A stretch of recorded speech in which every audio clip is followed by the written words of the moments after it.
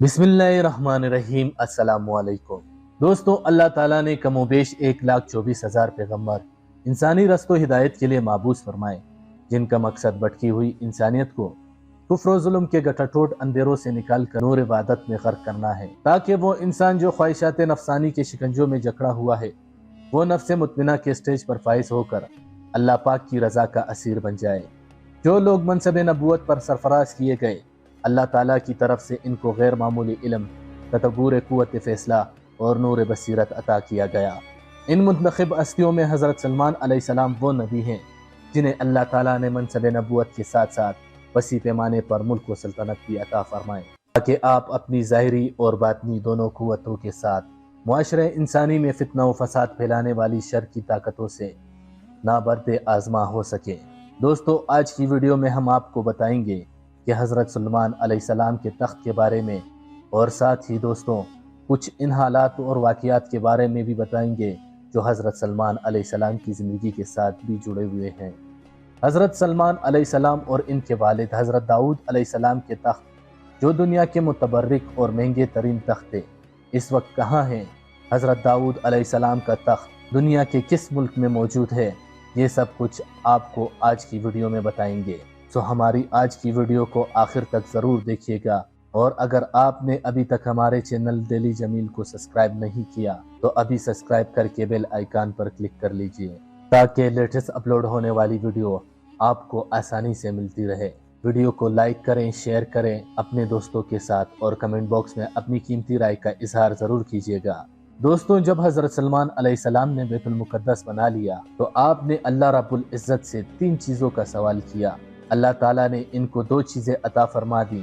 हमें उम्मीद है कि तीसरी चीज़ भी अता फरमा दी होगी। पहला सवाल ये था कि वो ऐसा फ़ैसला करें जो अल्लाह ताला के फ़ैसले के मुवाफ़िक हो, तो अल्लाह ताला ने इनको ये अता फरमा दिया।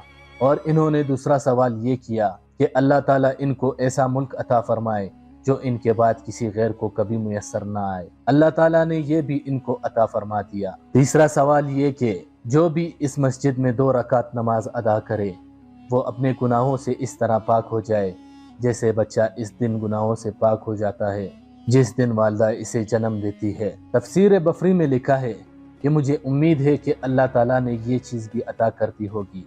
दोस्तों, और भी बहुत सारी अहम बातें हैं, लेकिन इससे पहले बात करते हैं जो कि हमारी आज की वीडियो का टॉपिक है कि हज़रत सलमान अलैहिस्सलाम और इनके वालिद हज़रत दाऊद अलैहिस्सलाम का तख्त, जो दुनिया के मुतबर्रिक और महंगे तरीन तख्त थे, इस वक्त कहाँ है?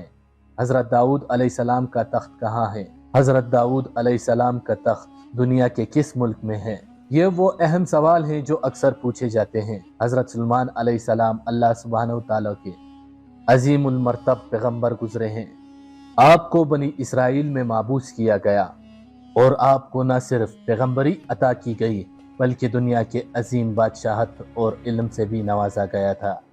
रिवायात में आता है कि हज़रत सलमान अलैहिस्सलाम के सामने रब ताला ने 3 ऑप्शन रखे थे कि वो जिस चीज़ को चाहें अपने लिए पसंद फरमा ले। आप अलैहिस्सलाम के सामने बादशाहत, दौलत और इल्म रखा गया, और आप अलैहिस्सलाम ने इसमें से इल्म को पसंद फरमाया। हज़रत सलमान अलैहिस्सलाम का इंतखाब बारगाह खुदावंदी में मकबूल ठहरा, और आप अलैहिस्सलाम को बाकी 2 चीज़ें बादशाहत और दौलत इल्म के इंतखाब पर दे दी गई। आप अलैहिस्सलाम की हुक्मरानी न सिर्फ ज़मीन, जमादात, नबादात, हैवानात पर थी, बल्कि जिन और इंस भी आपके ताबे थे, जबकि हवा भी आपके हुक्म के ताबे थी। आप अलैहिस्सलाम का एक अजीम व आलीशान तख्त था जिस पर बैठकर आप हवा की दोष पर दुनिया भर में जहाँ चाहते आते जाते और सफ़र किया करते थे। हवायतस ज़माना के बाहिस मतरू और फिर ख़त्म हो गया। आप अलैहिस्सलाम के वालिद हज़रत दाऊद अलैहिस्सलाम भी निहायत जलीलुल क़द्र पैगम्बर गुजरे हैं, और आपको भी अल्लाह ताला ने बादशाहत अता फरमाई थी, और आपका भी एक कीमती तख्त ताऊस था। इस हवाले से जावेद चौधरी अपने कालम में लिखते हैं कि वक्त का दूसरा नाम गर्दिश होता है, ये एक से दूसरे हाथ में मुंतकिल होता रहता है। आप अगर आज तख्त पर बैठे हैं तो आप पल्ले बांध ले, आप कभी न कभी बतौर मुजरिम इस तख्त के सामने खड़े होंगे। आपके साथ वही सलूक होगा जो आप दूसरों के साथ करते रहें। حضرت سلمان علیہ السلام کا تخت دنیا کا متبرک اور عظیم ترین تخت تھا، وہ بھی ختم ہو گیا۔ حضرت داؤد علیہ السلام کا تخت اس وقت لندن میں برٹش پارلیمنٹ کے قریب چرچ میں پڑا ہوا ہے اور دنیا کا مہنگا ترین تخت طاؤس تھا۔ نادر شاہ درانی اسے خچر پر لاد کر ایران لے گئے تھے۔ بادشاہت صرف اللہ پاک کی ہی ہے۔ خدا صرف لوگوں کو آزمانے کے لیے انہیں صرف چند دنوں کے لیے بادشاہ بناتا ہے اور پھر اپنا تخت واپس لے کر اس پر کسی دوسرے کو بٹھا دیتا ہے۔ دوستو، اب اگر حضرت سلمان علیہ السلام اور ان کے معجزات اور کمالات کے بارے میں بات کی جائے، حضرت سلمان علیہ السلام کے لیے ہوا کا مسخر اور ان کے حکم کے تابع بنا دیا گیا۔ حضرت حسن بصری رحمۃ اللہ علیہ فرماتے ہیں، حضرت سلمان علیہ السلام اپنے تخت پر بیٹھ کر صبح کے وقت دمشق سے روانہ ہوتے، استخر میں پہنچ کر کلولہ کرتے اور اسی طرح شام کو استخر سے روانہ ہوتے اور کابل میں رات گزارتے۔ ان دونوں شہروں کے درمیان تیز رفتار مسافر کے لیے 1 ماہ کی مسافت تھی۔ محمد بن کعب رحمۃ اللہ علیہ نے کہا ہے کہ حضرت سلمان علیہ السلام کے لشکر کی چھاونی 100 فرسخ میں سے تھی۔ ان میں سے 25 فرسخ جنوں کے لیے، 25 انسانوں کے لیے، 25 پرندوں کے لیے اور 25 فرسخ دیگر جانوروں کے لیے تھے۔ آپ کے لیے لکڑی کے تخت پر 100 گھر تھے جن میں آپ کی باندیاں رہائش پذیر تھی۔ ان میں سے 300 منکوآں تھیں اور 700 لونڈیاں تھیں۔ آپ علیہ السلام تیز ہوا کو حکم دیتے تو آپ کو لے کر چل پڑتی تھی۔ بس ایک دن آپ علیہ السلام زمین اور آسمان کے درمیان چل رہے تھے تو اللہ تعالیٰ نے آپ کی طرف وحی فرمائی کہ میں نے آپ کی حکومت میں اضافہ کر دیا ہے کہ وہ اس طرح سے کہ مخلوق سے جو بھی کہیں بات کرے گا، ہوا اسے آپ کے پاس لے آئے گی اور آپ کو اس سے آگاہ کر دے گی۔ بات کریں اگر وادی نملہ کے سفر کی، ایک مرتبہ آپ علیہ السلام کے لشکر کا گزر ایک وادی سے ہوا جو وادی نملہ کہلاتی تھی۔ یہ وادی اسکلان کے قریب ہے۔ جب لشکر اس وادی کے قریب پہنچا تو ایک چونٹی نے کہا، اے چونٹیوں، اپنے بلوں یعنی اپنے سوراخوں میں گھس جاؤ، کہیں تم کو سلمان علیہ السلام یا اس کے لشکر والے بے خبری میں رون نہ ڈالیں۔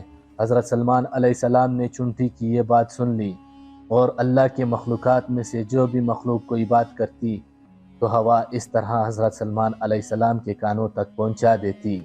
مقاتل رحمت اللہ علیہ نے کہا ہے کہ حضرت سلمان علیہ السلام نے چونٹی کی یہ بات 3 میل کی مسافت سے سن لی تھی۔ دوسری یہاں ایک بات کی وضاحت ضرور ہے کہ حضرت آدم علیہ السلام سے لے کر ہمارے آقا نبی کریم صلی اللہ علیہ وآلہ وسلم تک جتنے بھی انبیاء کرام تشریف لائے وہ سب ہی اسلام کے سلسلے کی مختلف کڑیاں ہیں، اس لیے ان کی زندگیوں کو اسلام اور قرآن کی تعلیمات سے الگ نہیں کیا جا سکتا۔ تو دوستو، یہ تھی ہماری آج کی ویڈیو۔ امید کرتے ہیں کہ آپ کو پسند آئی ہوگی۔